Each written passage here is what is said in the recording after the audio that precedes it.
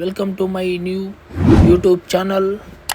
ನಾವೆಲ್ಲಿ ಬಂದಿದ್ದೀವಪ್ಪ ಇವತ್ತು ಅಂದರೆ ಅಂಜನಾದ್ರಿ ಬೆಟ್ಟ, ಹನುಮನ ಜನ್ಮಸ್ಥಳ ಅಂದರೆ ಪ್ರತ್ಯೇಕವಾಗಿರುವ ಅಂಜನಾದ್ರಿ ಬೆಟ್ಟಕ್ಕೆ ಬಂದಿದ್ದೀವಿ.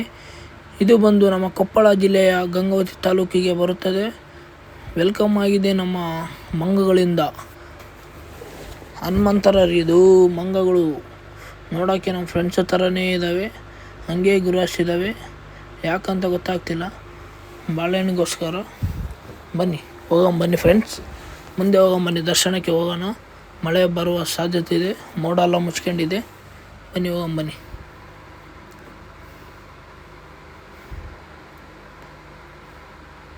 ಹಾಯ್ ಎಲ್ಲ ನಮಸ್ತೆ. ನಮ್ಮ ಮುಂದೆನೇ ಇರೋದು ರಾಮನ ವಿಗ್ರಹ, ಅದಕ್ಕೆ ನಮಸ್ತೆ ಮಾಡಿ ದರ್ಶನ ತಗೊಂಡು ಮುಂದೆ ಬನ್ನಿ. ಆಂಜನೇಯ ಸ್ವಾಮಿ ಮೆಟ್ಲಿದ್ದಾವೆ, ಮೆಟ್ಲು ಎಗ್ಬೇಕೀಗ. 575 ಮೆಟ್ಲಿದ್ದಾವೆ ಅಂತೇಳಿದ್ದಾರೆ. ನೋಡೋಣ ಬನ್ನಿ ಯಾವ ಥರ ಇರುತ್ತೆ ಏನು ಅಂತ. ಜನ ಕೂಡ ಬರ್ತಿದ್ದಾರೆ ಅಮಾಸೆ ಇರೋದರಿಂದ. ಬನ್ನಿ ರೆಡಿ.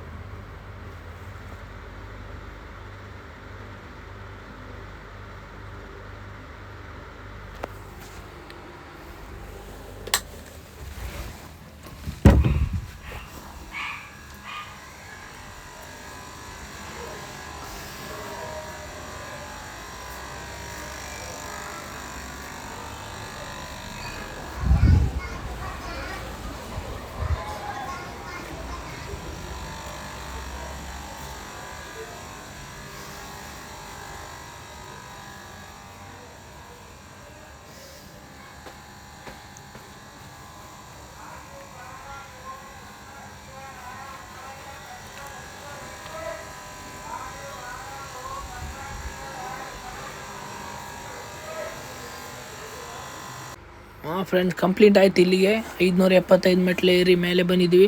ಈಗ ದರ್ಶನಕ್ಕೆ ಹೋಗೊಂಬನ್ನಿ, ಅಂಜನಾದ್ರಿಯ ದರ್ಶನ ಪಡೆಯಂಬರ್ರಿ. ವ್ಯೂಸ್ ಮಾತ್ರ ಸಖತ್ತಾಗಿ ಕಾಣ್ತಿದೆ, ಮೋಡ ಮುಚ್ಕೊಂಡಿರೋ ಕಾರಣಕ್ಕೆ ಸಖತ್ತಾಗಿ ಕಾಣ್ತಿದೆ.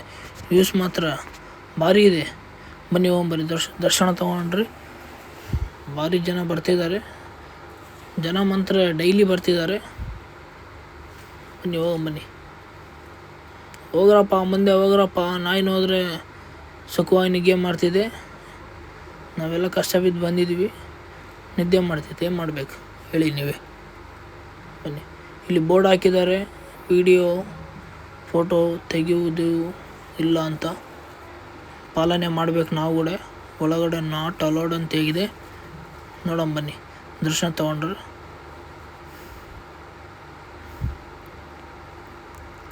ಬನ್ನಿ. ಈಗ ದರ್ಶನ ಮುಗೀತು ಫ್ರೆಂಡ್ಸ್. ದರ್ಶನ ಮುಗಿಸ್ಕೊಂಡ್ವಿ, ಚೆನ್ನಾಗಾಯಿತು ದರ್ಶನ. ಹನುಮಾನ್ ದರ್ಶನ ಮುಗಿದು ಬೊಟ್ಟು ಗಿಟ್ಟು ಎಲ್ಲ ಇಟ್ಕೊಂಡು ಹೊರಗೆ ಬಂದಿದ್ದೀವಿ.